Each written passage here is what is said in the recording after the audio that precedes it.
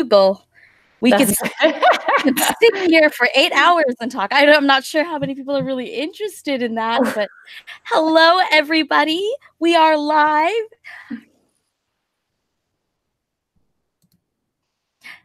How are you? It looks like we've got folks hanging out, waiting for the show to start. I'm super excited to be here, Sarah. This is my first radio. It is.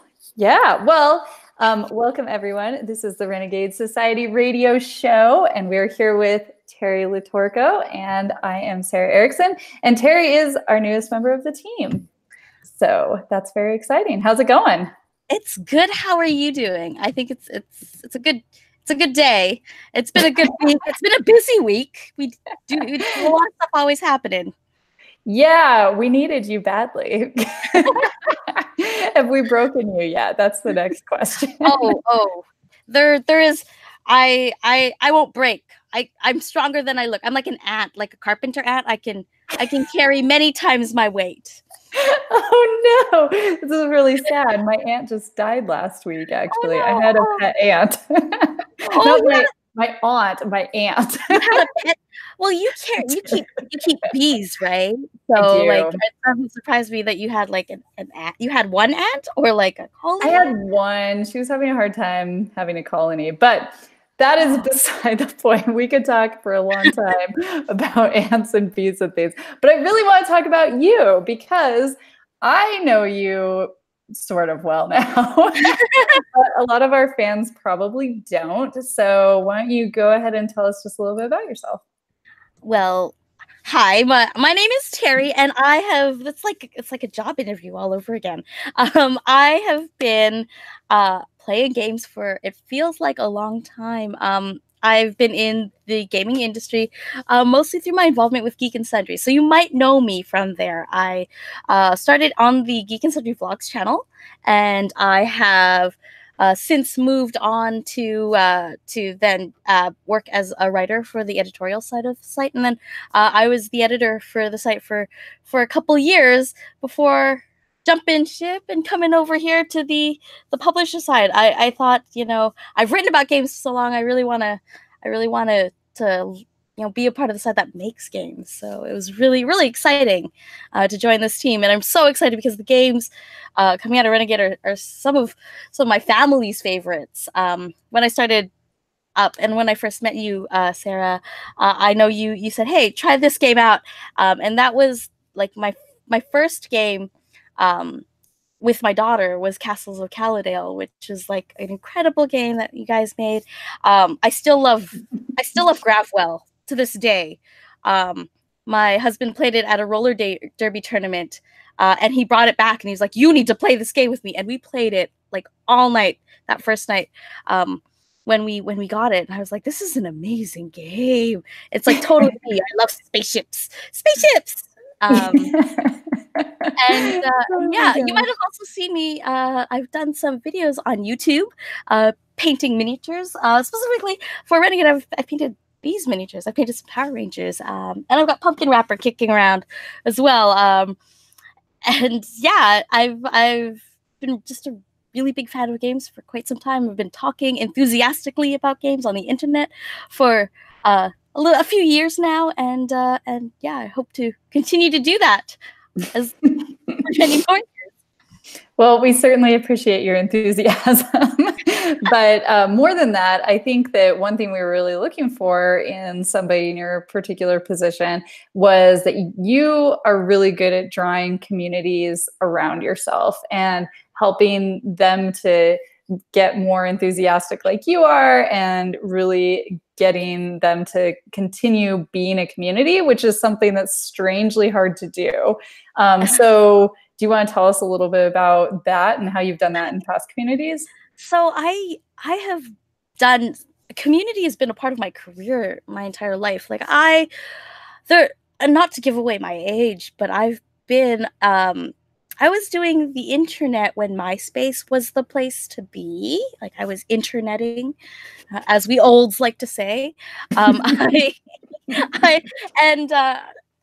was building community there.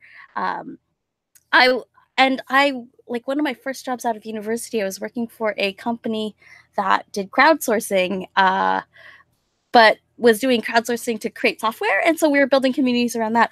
I just find that throughout my career, I've been able to find ways to bring people together and just let them be excited with each other, right? When you have communities that are authentically excited about stuff, you can talk. I can still talk for hours about things I love that have, that have gone through their time. You can ask me about Star Trek, for example, and I could not stop. It like the new series, that's amazing. But like there was a period of time where there was no Star Trek in the world, like no new Star Trek, several years, and I could still go on. And when you take people who are that enthusiastic about one thing and bring them together, like games, you can have those communities just flourish. And so it's just about facilitating and having a space for that and encouraging that fandom discussion, right? And that's what I'm really excited about doing. I'm super excited about that. Oh my gosh, I think people are already making puns about my pumpkin wrapper thing. I don't know if you guys saw the live stream of that from the Kickstarter, but there were some pumpkin wraps that did happen. They were pretty amazing, by the way. It was not like, oh my gosh, it was not. They were groan worthy. I think. Pretty. I did not expect you to be rapping at all, so I was pretty impressed. I love. I mean, I think that's the thing, right? When you are a fan of something, and it for me, anyways, the way I express fandom is I let go of being worried about feeling self-conscious about that passion. And I think that when you can be passionate enough to rap poorly on the internet about something you're excited about, that's passion, right? And when we make spaces that are like supportive of that kind of passion, it's a pretty awesome thing. And that's what I'm really excited to help do here at Renegade, is to like help make those spaces and help foster those conversations and help us share the things that we love and get excited about together. And I'm excited to see other people excited. So it just feeds that energy. We can't wait to have you do that more with our community. It'll be very exciting. I think our Power Rangers community, you've already been part of that. And that's been fantastic. But in your past, you've also been very heavily integrated into the miniatures wargaming community, which is something I know a lot of our current fans really don't know a lot about. I love miniatures wargaming. So when I met you the first time and I found out that you also shared a love for that, that was super exciting for me. But what have you seen that's different between that community and the board game community that you think is really cool that you want to bring over to our side? I mean, I think that there is this. I don't know if it's like a. I think it's just because of the fact that a lot of miniature war games are designed to be a 1v1 experience, right? And if you play the same person over and over and over again, it gets boring. So there's this kind of pickup game culture where you pick up a game here or there, you post on Facebook like, hey, I'm in this region, I've got my army, does anyone want to play? And you can find those little communities here and there to find games. I think that board gamers, they're often just they're an experience you share with a very specific group of people sometimes, and it's just you bring the novelty comes from a new game, not necessarily a new person or a new group of people. And I think that like both sides can learn from that, right? I'd love to see more board gamers come together and just like play games with random strangers and make connections. Because for me, that was really formative in wargaming. It's how I found the man who ended up being the best man at my wedding, right? And it's how I found like lifelong friends is through these random encounters that you have with these games that are just you weren't expecting to make a new friend. I that's one of the things that I would love to see more in board gaming, is just like, hey, I'm here, I've got Clank. Does anyone want to learn to play Clank and meet some new people and make that a thing? Because I think that bonding over games is such a great thing, and games are such a great way to meet new people. I think that's a really good point, and something that I've found is really different. Like, I have a board game group that we meet up every Monday and Thursday and we play games, and it's a pretty large group. So every time I go, I play with a variety of different people. There's like 30 of us or so, and we kind of mix and match. But on Saturdays, I play in a legacy group that's just me, my husband, and one other friend. And every single weekend, we just play whatever legacy game we're playing. And those two experiences are both fantastic, but they're very, very different, because you're right. I'm experiencing a brand new game on Saturdays, but I'm enjoying the company and the experience I get from the different people on Mondays and Thursdays. So my question for our listeners, if you're out there kind of hanging out tonight, is how many of you actually play in a consistent group versus playing new different games within a wide variety group of people? So I'll give you guys some time to answer that. But in the meantime, so, okay, you've played miniatures wargaming, like Warhammer, Privateer Press. What else have you played? Oh my gosh.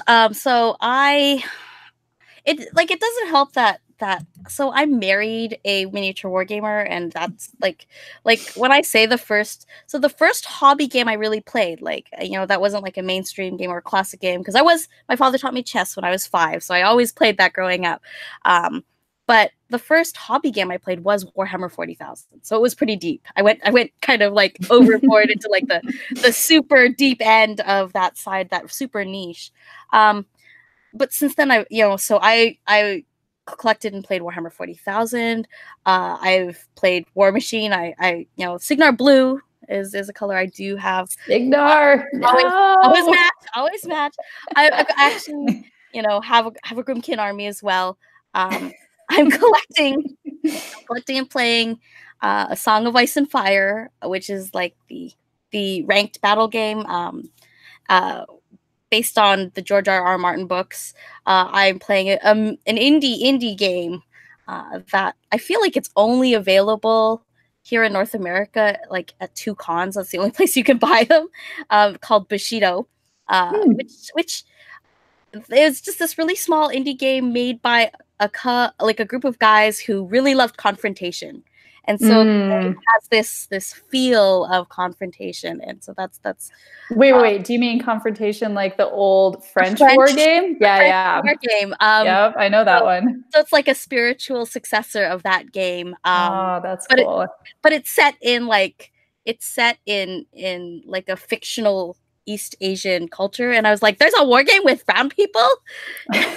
Like 7 years ago, I was like, "This is amazing! I'm buying it." And then I was like, "You mean I can have zombie samurai?" And then that was a thing. So that was a game that I still play and love. I play Malifaux, although I don't collect as much of it because it is really hard to build. It's a hard game to like. The figures are just like, I messed it up.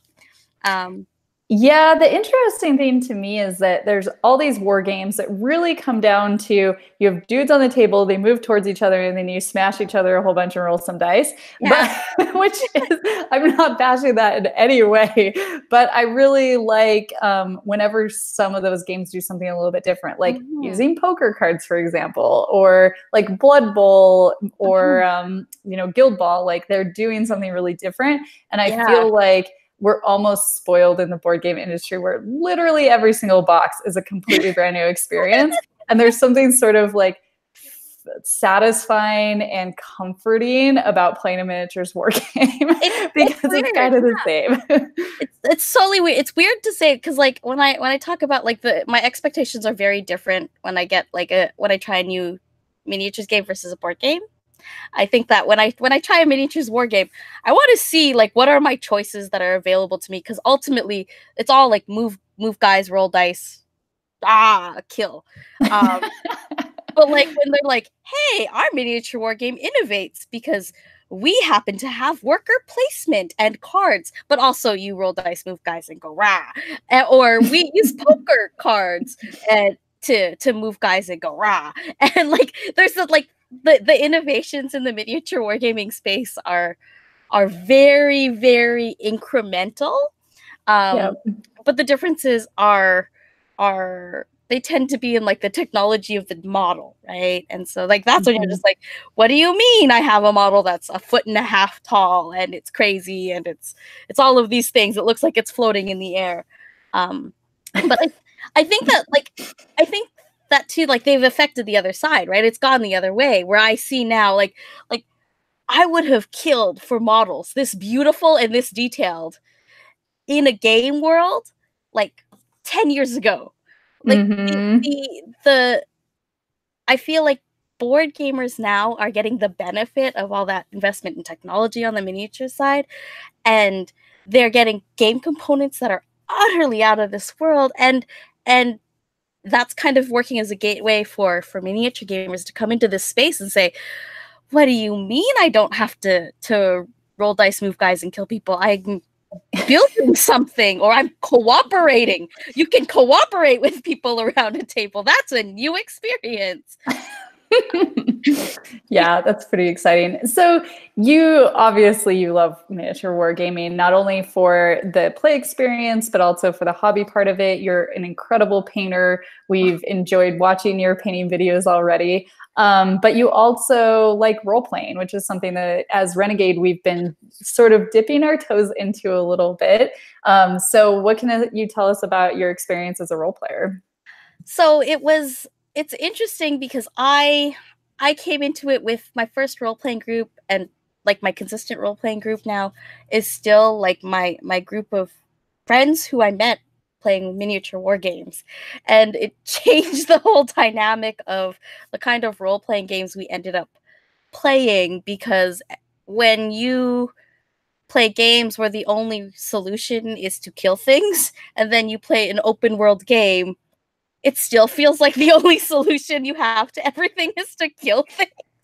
And so it took us, oh my gosh, the idea of deducing or persuading was it took far too long to be like, you mean I don't have to I remember there was a point where we were just like, okay, so I'll roll this, and then our GM was like, yeah, you killed him, and we're like, but we didn't want to kill him, and he's like, you could have said, I don't want to kill him, I'm going to try to subdue him. And I'm just like, no, I was just rolling my attacks, like big killy stuff.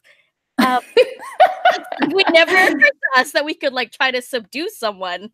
That's pretty fantastic. Hilariously, I think the first time I realized that that was kind of an option when I was role playing was in the fantasy Warhammer role-playing system, because it really did push you into lots of different directions, and maybe in some ways sort of gave it to you in more bite-sized pieces and encouraged you to do things that weren't just run over and smash things, which is pretty ironic.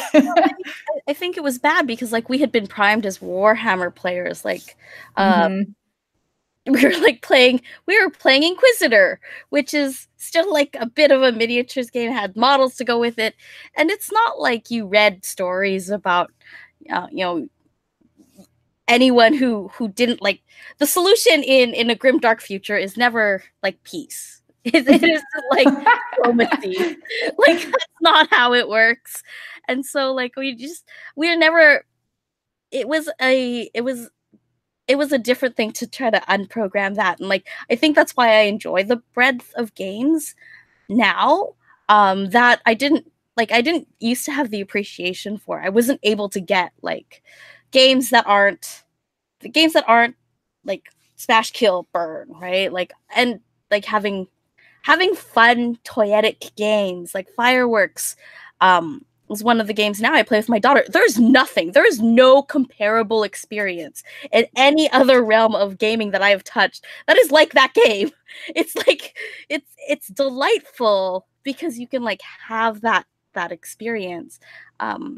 When I as a miniature gamer and coming from that miniature gaming space get to play games where it's just like half of it's luck. If I throw that die in that box and it doesn't flip anything, I get nothing. Like it's this whole other thing. And then you try. Wait, that just sounds like fantasy wargaming to me. Wait, I threw 30 dice and all of them are ones? What just happened?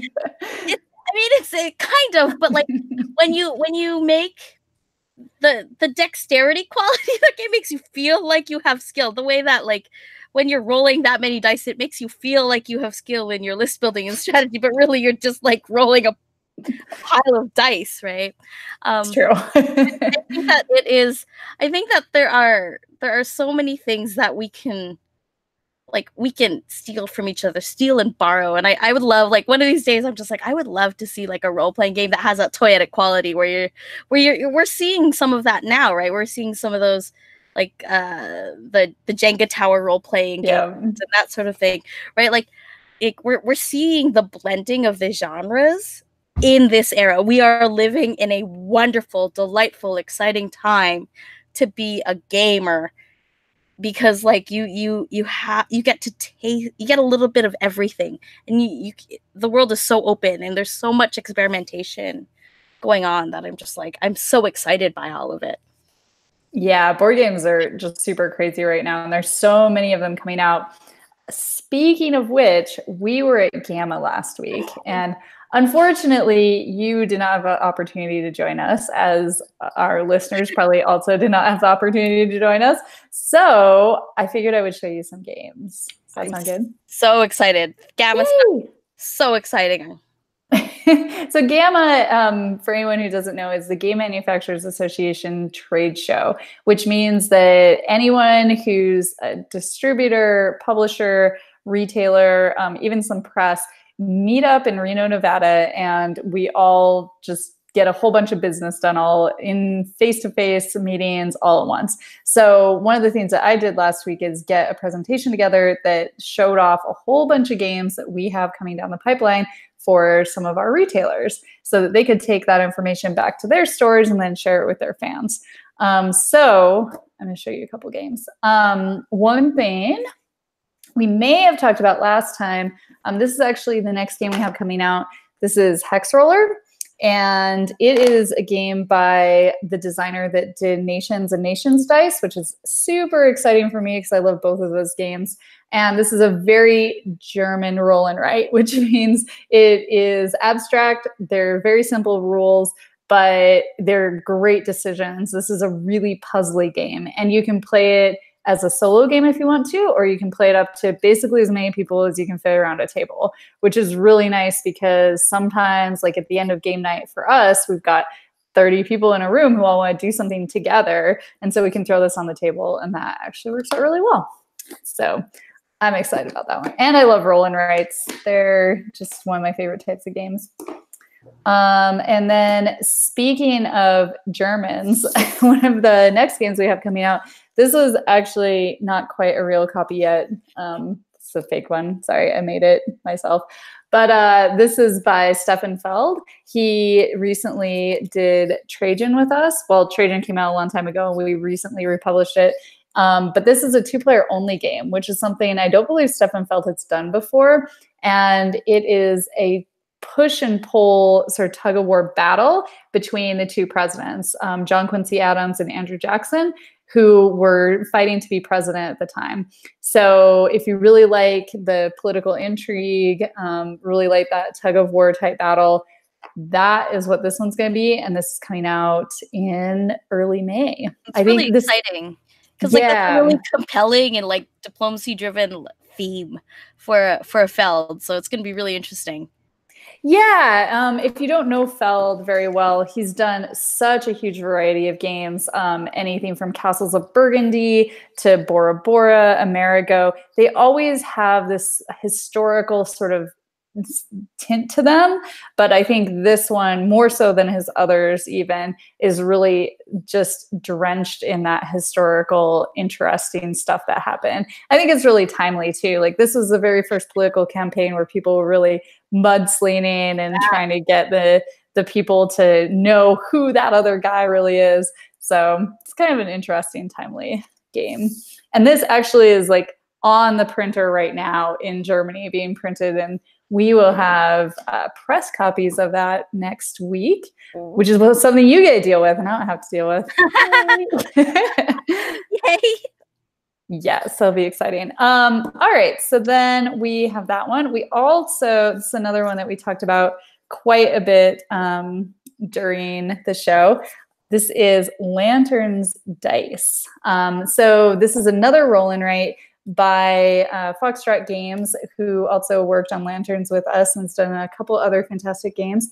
And this is really a roll and write version of Lanterns. It's not a roll and write game with lanterns slapped onto it. So, for example, when you roll these dice and they roll into a tray, I can actually show you, and that will create something similar to, in the regular lanterns, what you would have as a tile. And in regular lanterns, you lay a tile down and then everyone at the table gets the color that's pointed towards them. But in this one, you roll the dice into the tray, which looks like this. And you can see there's a little dice in there. It's kind of hard to see. So you roll them in there and then you can turn the tray however you want. And what dice are pointing towards you, that's the color of resource you get. So it's very thematically similar to the original lanterns, but now you get these fantastic dice that are all beautifully different colors. So this one I'm excited about. There's a lot more to it. You're trying to write down shade in areas on your pad that give you all sorts of different little bonuses depending on where you put things. And you're trying to shade in areas to make shapes so that you can cover them up. So if an entire area was shaded and it was this shape, you could put that on there and then you'd get points at the end of the game.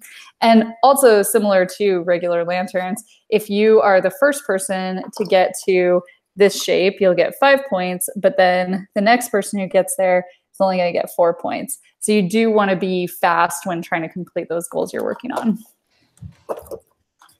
That is pretty exciting. So if you love lanterns, this is coming out in May. Oh, there's a lot of excitement around that game for sure, for sure. Yeah, we are demoing it to retailers. So if you have a friendly local game store, please go talk to them if they went to Gamma and find out more about it, because it was really one of the hot games that we talked about at the show. Speaking of hot games, this is one I think Terry is going to really like. So one of our most popular games that we sell is Clank. But we have the Clank Upper Management Pack. This is coming out in a couple months. But if you want to see an early sneak preview of this and all of the fun goodies inside there and get to play in it, we're going to have this at PAX East, which is in just about a week or so. Actually, yeah, next week. And you can play in a tournament with this. And if you go to Direwolf Digital's website, then you can actually pre-order this. You can sign up for the tournament. They're turning all that stuff on. I believe it's actually already on. We can find a link and post that. And you can be one of the first people in the whole world to be able to play that. There's minis in that box too. And I'm such a huge fan of Acquisitions Incorporated. Like it was one of the first like actual plays I ever consumed, so it like means a lot to me. I'm a documenter in my heart of hearts. I know what I am. So we have some fans here who don't know about Acquisitions Inc. Do you want to tell them about that? Acquisitions Incorporated is the adventuring party name of the D&D party of the Penny Arcade guys, and they're joined by a couple guests usually. So in recent times, it has been Patrick Rothfuss, and I think in that upper management set, because Patrick Rothfuss's character just got made into a permanent kind of Viari. You got made into a permanent part of the group, and then that fourth slot, gets swapped in with various other guests who jump into the party, and they usually play this game as a live stream actual play event at Penny Arcades. And so you get this very short, like 2 or 3 hour trickle of a D&D session, but it's easy to keep up with because they only happen really at Penny Arcades with the big upper management group. The upper management group is made up of Omen Drawn, who is played by Jerry Holkins. It's a super capitalist adventure party. And so literally, because they are Acquisitions Incorporated, they are trying to acquire more stuff, and they are a corporation. And so they make this joke that that fourth player, and for a while there that other player who wasn't Mike Krahulik, who plays Jim Dark Magic of the New Hampshire Dark Magics, who is a wizard class, though they're temps, right? So there's this really lovely world and this lovely universe with these really fantastic characters. Who is the fourth in that upper management pack, out of curiosity? Is it Morgan? Yep. Morgan. I believe she's played by Morgan Webb. And like that party dynamic is a really fantastic dynamic, and it's a good, like, you know, you have a life cleric of Omen Drawn, you have a ranger of Morgan, you have a rogue who is played by Patrick Rothfuss, and you have a wizard who is Mike Krahulik. And as a party, it's a really fun kind of D&D show, and then bringing them as adventurer group into Clank is like so perfect. It's like such a perfect pairing. It's so exciting. Well, and one thing that our fans have been asking for a while is starter player decks that are unique and special and asymmetrical. And so you actually get this in this little tiny pack. Every one of these characters starts with different cards, of course, because they're not going to have the same abilities. They're not going to be the same type of character. So you actually pick which character you want to play, and you get to play the deck that makes sense for them. So I think that's going to be just really fun, whether you're a Penny Arcade fan or you are just learning about it for the first time now. Definitely go and watch some of their live playthroughs. I had never really watched a live playthrough of anything before, and we went to it at PAX Unplugged and had a blast. It was fantastic. Just got super into it. So I think that people are going to really enjoy being able to play as those characters because they're so unique and just fun, and they fit so well into the Clank universe.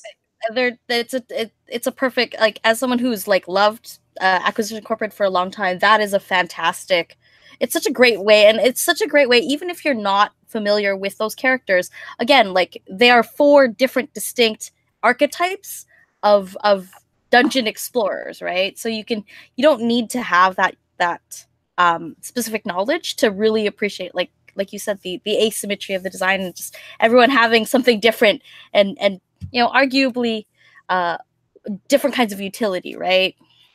Yeah, for sure. So make sure and come by our booth at PAX East. We're going to be there next week. But then also this event is going to fill up really quick. So make sure you sign up for that. And that's going to be through Direwolf Digital's site.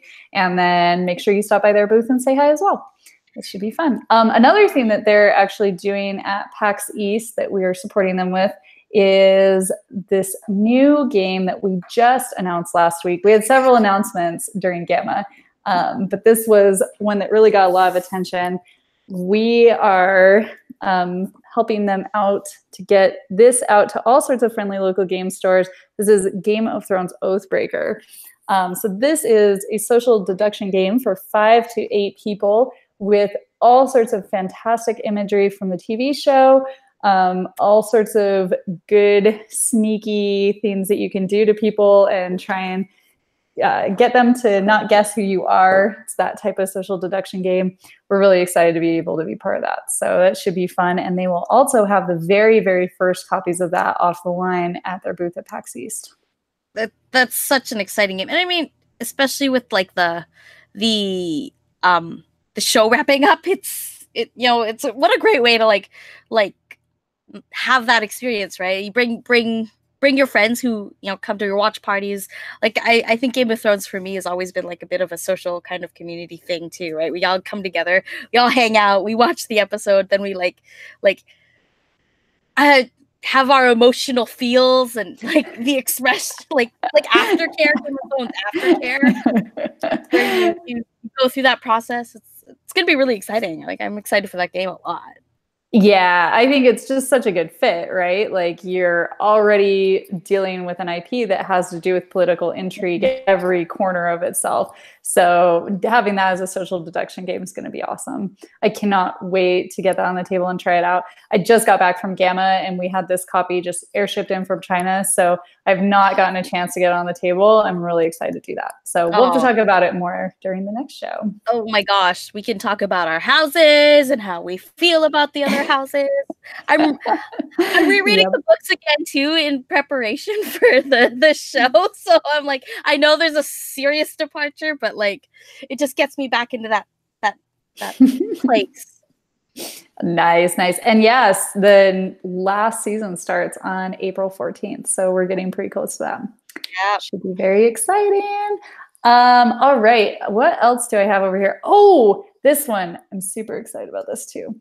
So speaking of having all these communities, I have been really surprised by how fantastic solo game communities are. And I guess I shouldn't be surprised by that, because if you're playing a solo game, you want to go tell people about it, because there's no one sitting at the table to share that experience with you. So I think it's sort of almost like a book club where you do this thing by yourself, but then you go and want to share how much you love that with other people that also share your same feels.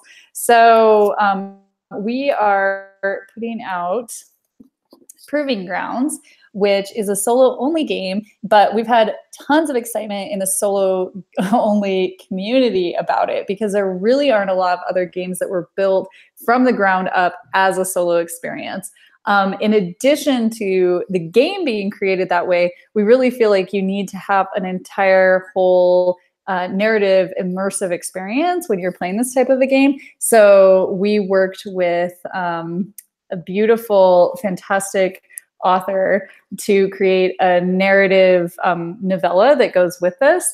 And so you get to actually learn about this character, Maria Strongheart, before you play the game. And then when you're playing, you are playing as her inside this gladiator ring, trying to defend yourself, defend your honor, and prove that you should be the rightful queen of this land. So definitely read the story from Monica Valentinelli before you play this, and check out all the different 6 different modes that you can play too, because this one is going to be one of those games you play over and over and over again, especially as a solo game. So we added these 6 different little modules that you can use to either make the game harder or just play with the part of the story that you really enjoy, adds more flavor, adds more challenges.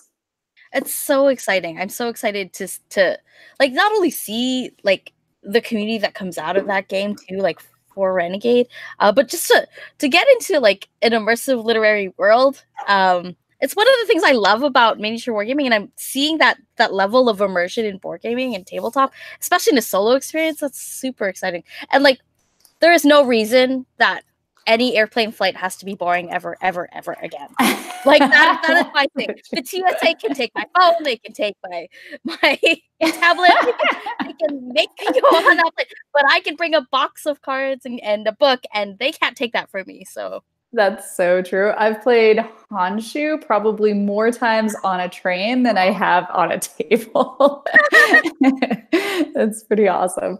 I just wanted to show you, this is not a complete final copy, but this is going to be the main board for Proving Grounds. And you're going to be slotting cards into these different areas around her. And that's going to be all the scary different people coming after her. So they're going to sort of go something like this. Like I said, these are not final cards yet, but you can kind of see it's a bad guy. Yikes, run away. so cool. Yeah, so that's getting really close. We're just finishing this one up right now, and that will also be out probably in late May is what that's looking like.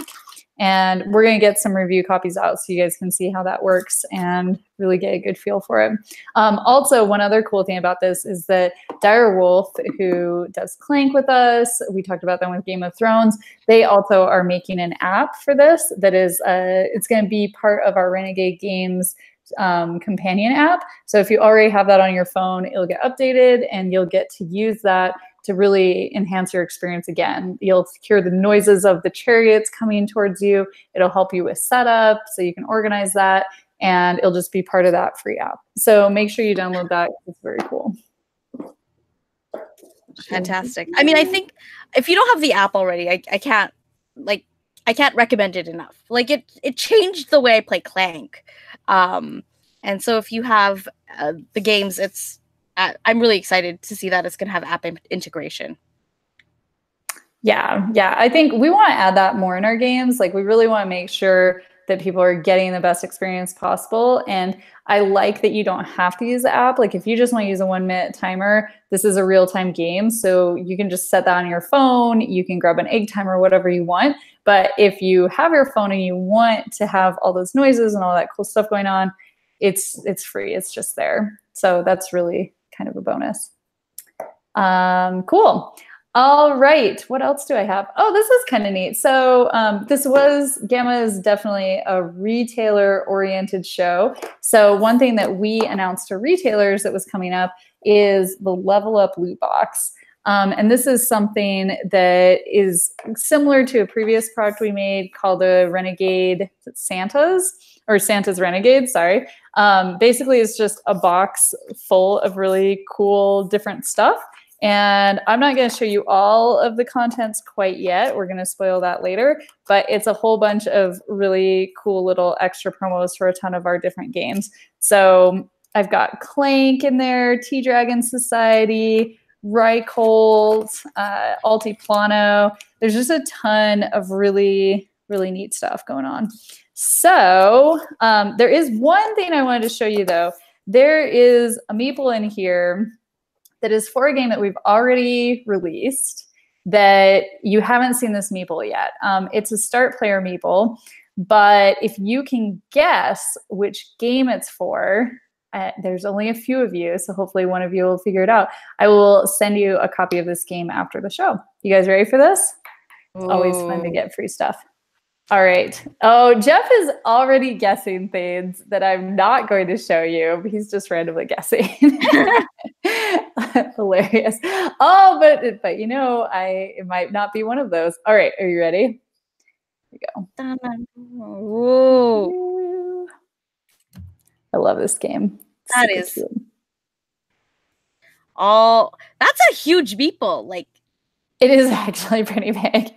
So this is a start player meeple. Clank was a good guess, but that is not correct. I think I have a. Ooh. So we got nice, awesome. So William Foster was correct. This is for the T-Dragon Society. And it's right there, adorable. So this little game is super cute because it's about a girl who decides that she wants to help raise tea dragons, which are these adorable little creatures that grow tea leaves out of their horns. And then this society of people harvests the tea leaves and takes care of the dragons. They each have their own personalities. And it's sort of like taking care of puppies. They're so cute. I love that universe. I just love that universe so much. I want a little dragon that makes tea leaves for me. I know, right? Adorable. So this is going to be one of the items in the Level Up loot box. And William Foster, you were correct about that guess. So if you would send me an email afterwards, we will get you a free copy of that. And so, yeah, just jump on Facebook or get on our website and just search for customer service and we'll send that to you. Make it perfect. Happen. Yeah. So we have a lot of other games that we talked about last week. Some of them are a little bit more secret than others. So we're going to save some of those for next time. But that was a pretty cool event. And we'll be headed towards PAX East next week. We have lots of games for people to find out more about when we're there. We'll be showing off some of our classic games like Lanterns and Fuse. So Jeff, I saw your comment. You were wondering if Fuse is in there. Fuse is in the Level Up loot box. And we will be showing that off at PAX East next week too. So even though we've had it around for a while, it's still one of my favorite games. So I'm excited to share that. Cool. So Terry, what is your next big thing where people will be able to come and find you? Oh my gosh. Well, I'm going to Adepticon next week. So that's where I will be. You will see me there playing miniatures, painting miniatures, doing all the miniature things. And I might haul around my Power Rangers with me just because they make me feel happy inside, and that's what miniatures do. So that's where I'm going to be. If you see me, well, you're more likely to hear me than see me. I'm going to be perfectly honest. I'm 4'8", so it's very easy to lose. Are you gonna be wearing Renegade blue the whole time? That'll make it easy. I only have a few things. I used to be goth, so I wear a lot of black. But if you look for like the big fangirl squeeze, you will definitely hear me through the hall. It doesn't matter where. I'm very hard to miss. Just listen. Nice. Very exciting.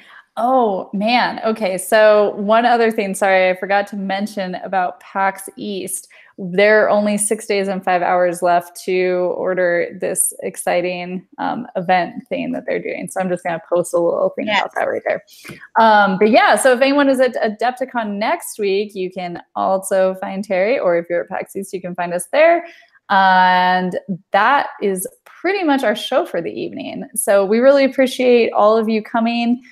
Terry is going to be all over social media if you're talking to us at renegadegames.com, or if you're on our Facebook page at Play Renegade, or on Twitter. Oh, I messed it up, didn't I? Twitter is at Play Renegade. At Play Renegade. And what are our other ones? Do you want to tell Instagram as Renegade _game_studios. So you can find us on those social platforms, as well as you'll find me hanging around some of the Facebook groups too, like the Clank group, the Power Rangers group. I'm there as well, so you can always search me and find me and send messages to me. I'm always happy to talk to fans of the games, right? I'll fangirl. I will probably exhaust you fangirling out, and that's my superpower. I'm okay with that. Super fangirl. Very excited. So if you have any questions for Terry, please go find her at all those places and ask her all sorts of things. We need to make sure she's initiated into the Renegade Games family, so that'll help. But again, thank you all so much for listening. We're really excited that you came and hung out with us tonight, and we will see you hopefully at a convention or in 2 weeks when we do this again. We'll post it on our Facebook page. Thank you so much. Have a good night. Bye. Bye.